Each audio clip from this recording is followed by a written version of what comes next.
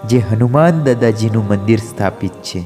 એવું કહેવાય છે કે ચંગવાડા ગામમાં એક હનુમાનના ભક્ત જે સાળંગપુર કષ્ટભંજન હનુમાન દેવના દર્શન કરવા જતા એમને ઘણીવાર સવાલ ઉઠતો કે જો મારે આટલે દૂર કષ્ટભંજન હનુમાન દેવના દર્શન કરવા જવું પડે છે, જો મારા ઘરે વસી જાય તો હું એમની ખૂબ જ સેવા કરું।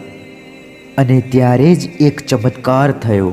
એ ભક્તને સપનામાં કષ્ટભંજન હનુમાન દાદા આવ્યા અને એમને પરચા આપીને એ સાબિત કરી દીધું કે ખરેખર હનુમાન દાદાએ અહીં સ્થાન ગ્રહણ કરી દીધું છે। અને જે નામ હનુમાન દાદાએ સપનામાં આવીને કહ્યું એ જ નામ વટીલા હનુમાન દાદા છે। અહીંયા લોકોની એટલી શ્રદ્ધા બંધાણી છે કે દૂર દૂરથી લોકો દર્શને આવે છે। જે પણ શ્રદ્ધાળુઓ આવે છે એમની મનોકામના દાદા પલભરમાં